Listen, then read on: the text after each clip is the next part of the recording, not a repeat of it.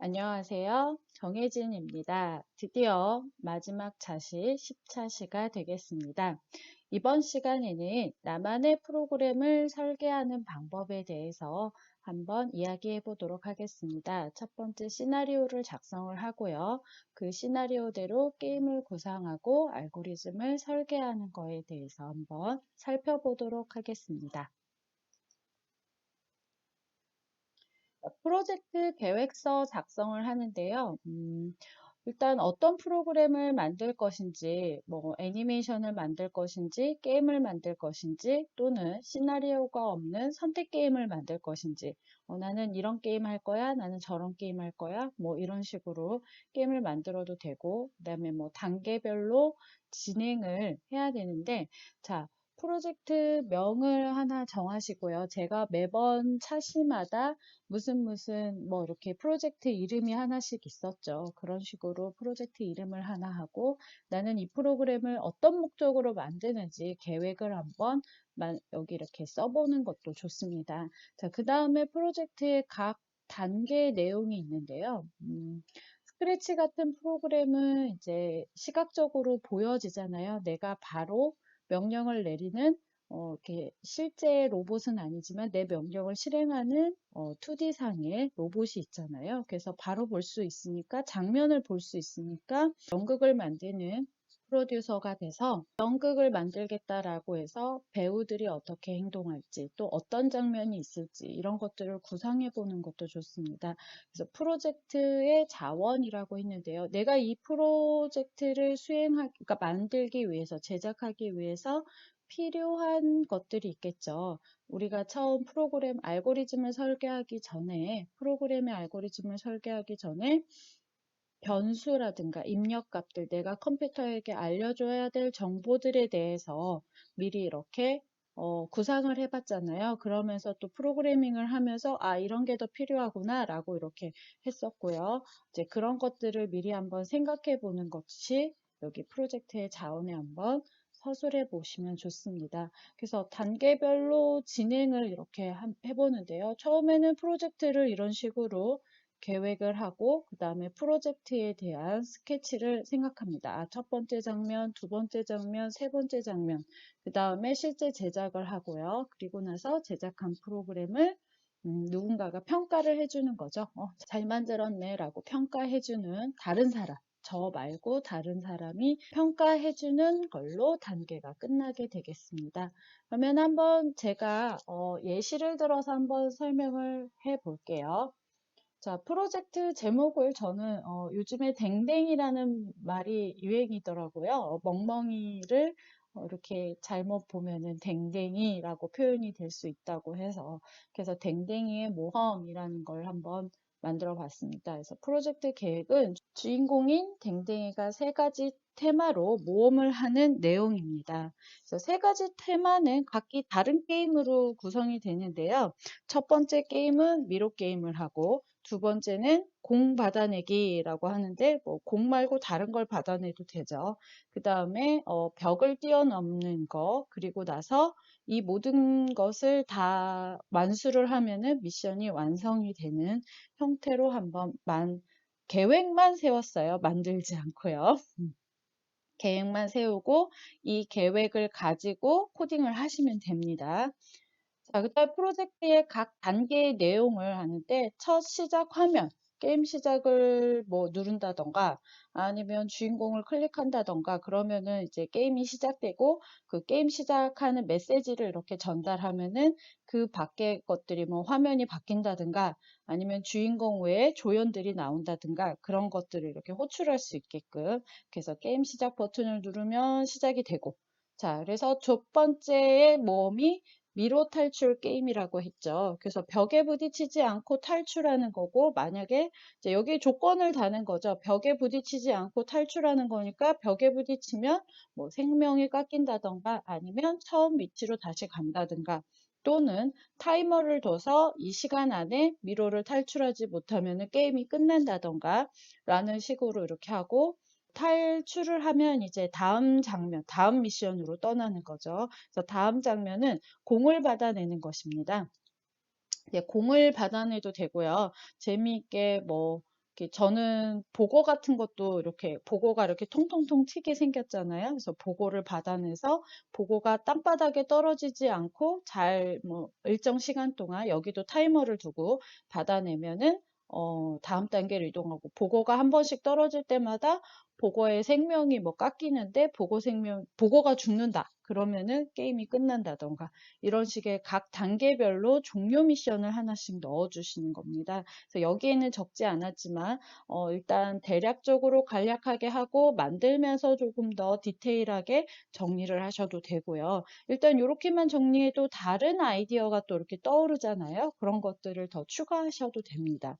그다음에 벽을 뛰어넘기라는 이제 마지막 미션인데요. 공을 이제 보거나 공을 잘 받아내서 다음 단계로 이동하게 되면 이제 벽을 뛰어넘는 겁니다. 높이가 다른 벽들이 이제 오른쪽에서 왼쪽으로 댕댕이가 있는 쪽으로 이동을 할 거고요. 댕댕이가 이제 이 벽에 부딪히지 않고 잘 뛰어넘고 랜덤하게 동전이 이렇게 나올 거예요. 약간 마리오 게임이랑 비슷한 마리오 게임에서 이렇게 가져온 건데 마리오 게임에서 뭐 이렇게 버섯을 먹잖아요. 그래서 버섯을 먹으면 뭐 어떤 색깔 버섯을 먹으면 키가 큰다든가 어떤 버섯을 먹으면은 속도가 빨라진다든가 점프력이 좋아진다든가 뭐 이런 식의 있잖아요. 이제 이런 것들을 여러분들도 추가를 하셔서 만들어 보면 됩니다. 그래서 각 게임마다 게임의 종료 미션이 들어가고 각 게임에서 이제 다 미션을 제대로 잘 완수하면은 마지막 단계 장면이 있어야겠죠. 이제 내가 이런 식으로 게임을 만들 거야 라고 이렇게 간략하게 내용을 적어 놓고 이거에 대해서 알고리즘을 설계해 보는 겁니다. 그래서 알고리즘 설계가 굳이 그렇게 막 디테일하고 자세할 필요는 없어요. 대략적으로, 요런 식으로만 조건하고 실행에 대한 것들만 순서가 잡히면은요, 지난번에도 설명했듯이 조건문에 따라서 어떤 체험문을 가지고 올지, 이런 것들이 정리가 되잖아요. 그래서 여기도 시작 버튼을 눌렀니? 이건 조건이죠. 그러면은 어떤 스프라이트를 누르면은 게임 시작을 방송하는 게 되겠죠. 그래서 이 스프라이트가 클릭됐을 때라는 명령어를 가져와서 쓰면 되겠구나 라는 것들이 생기겠고요. 그 다음에 미로 탐험을 시작하는데 이제 그 미로 탐험에서는 움직이는 걸 마우스를 따라 움직이는데 마우스 따라 움직임에 대한 모든 명령은 동작 블럭에 있습니다. 그래서 이것도 두 가지 방법으로 구현할 수 있어요. 마우스 위치로 이동하는 게 있고 마우스 위치로 이동하면 내가 마우스를 클릭하는 곳으로 순간 이동을 해요. 이런 것들을 잘 고려하시고 마우스 쪽을 보고 마우스가 가는 방향으로만 움직이는 게 있어요. 그래서 마우스 쪽 보기라는 걸 갖다 놓고서 그 다음에 뭐 5만큼씩 움직이기 이런 식으로 자 벽에 부딪히지 않고 가는 거라고 했기 때문에 벽에 부딪혔을 때의 행동은 어떻게 해야 할지 생명을 깎아도 되고요. 저는 벽에 부딪히면 시작 위치로 다시 이동해서 다시 이동하는 걸로 했습니다. 자, 무사히 출구를 도착을 하면 이제 출구에 어떤 매개체를 하나 두는 거예요. 매개체를 하나 두고선 이 스프라이트에 닿으면 그러니까 출구에 도착했니? 라는 거 이 스프라이트에 닿으면 다음 단계 2단계 메시지를 방송을 하는 겁니다. 2단계 메시지를 방송을 하고 장면이 바뀌면서 이제 공이라든가 아까 제가 말했던 보고를 받아낸다던가 이런 식으로 구상을 하면 되겠죠. 그래서 댕댕이가 좌우로 주인공이 좌우로만 움직이면서 보거라든가 공이 바닥에 안 떨어지게끔만 하는 겁니다. 여기에서 이제 뭐 타이머를 두고 이 타이머 일정 시간 동안 받아낸다던가 아니면 시간이 지남에 따라 점수를 하나씩 올려서 점수가 일정 점수가 되면은 다음 단계로 넘어가는 걸 한다던가 이런 식으로 그래서 여기에서는 미션 시간이 종료가 됐니? 라고 이렇게 넣습니다. 그래서 이걸 계속 체크하고 있어야겠죠.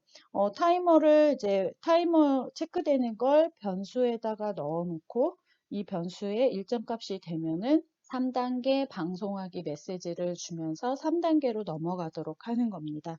그래서 3단계는 벽을 뛰어넘고서 이동하는 거라고 그랬어요. 그래서 댕동이한테 점프하는 명령을 줘야겠죠. 3단계를 받으면. 그래서 점프하는 명령도 이동하는 명령이기 때문에 동작 블럭에 있는, 그러니까 점프는 Y좌표만 왔다 갔다 하면 되죠. 위아래로만 왔다 갔다 하면 되니까 Y좌표만 변경시켜서 점프하는 것처럼 보이게끔 이렇게 만들어주면 됩니다.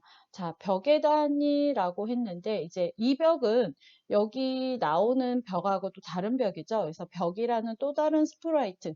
얘가 점프해서 벽을 뛰어넘어야 되는데 벽을 뛰어넘지 못하고 벽에 닿으면 생명이 하나씩 깎인다던가 뭐 이렇게 하고 생명이 하나씩 깎이면은 종료가 되고 마지막에 결국에 생명이 0이 됐니? 지금 여기는 반복보다는 다 조건이죠.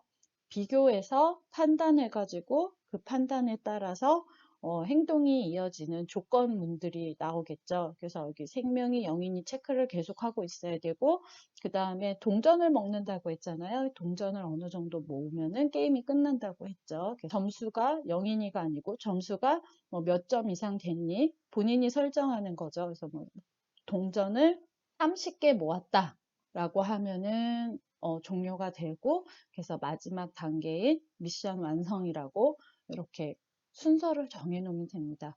대략적으로 이쪽이 1단계가 되겠고 여기가 2단계가 되겠고 이쪽이 3단계가 되겠죠. 자, 이렇게 보면은 어떤 명령문들을 가지고 와서 해야 되겠구나라고 머릿속에서 감이 잡히잖아요. 그렇게 해서 이 감이 잡힌 걸 가지고 화면을 먼저 구성을 해보는 겁니다.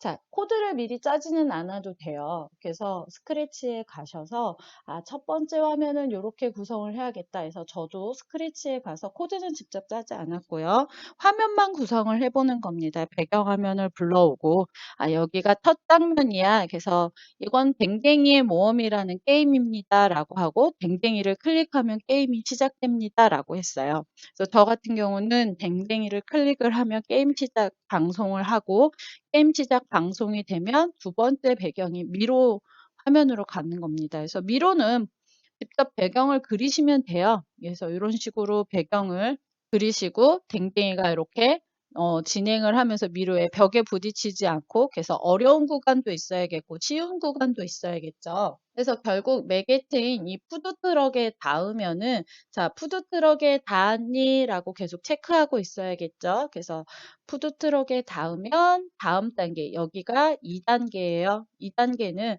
제가 이제 보고를 받아내는 걸로 했네요. 그래서 보고가 이렇게 막 여기 하늘에서 계속 떨어질 거예요. 그래서 이 보고도 어느 위치에 있든 랜덤하게 바뀔 것이고 어디에서 떨어지든 떨어지는데 X좌표는 계속 변할 거고 Y좌표는 계속 아래로 떨어지는 게 되겠죠. 자, 그런데 여기에 부딪히면은 어떻게 될까요?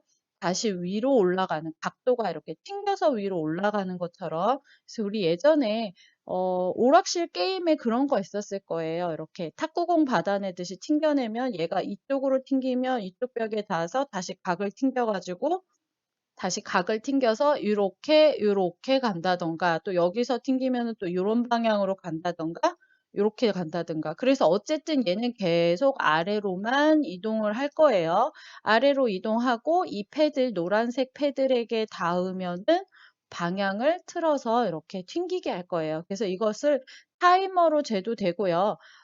보거가 이 패들에 닿을 때마다 점수가 하나씩 올라가는 방법으로 해도 됩니다. 여기 변수는 하나도 아직 안 만들어줬어요. 그래서 변수도 각 화면을 먼저 구성을 해놓고 여기에 필요한 변수들을 나열을 하셔도 됩니다. 자, 그 다음에 이게 일정 시간이 지났거나 또는 잘 받아내서 점수가 일정한 값이 됐거나 하면은 3단계인 벽 뛰어넘기로 갑니다.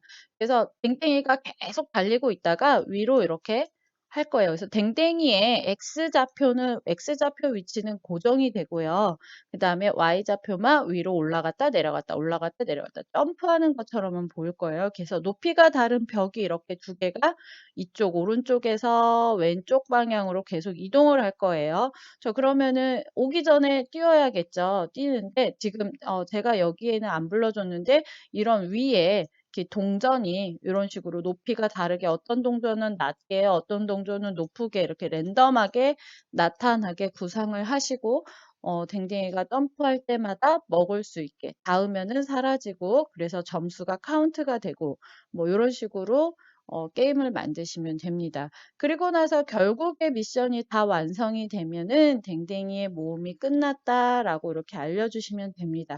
이게 성공했을 때고요. 실패했을 때의 장면도 하나 만들어 주시면 됩니다. 실패를 하면은 뭐 댕댕이가 슬퍼하는 모습을 보인다던가 뭐 이런 식으로 표현을 해 주시면 됩니다. 이렇게 하면은 여러분들도 한번 만들어 보실 수 있죠. 그래서 이렇게 한번 화면을 구성을 해 보시고요.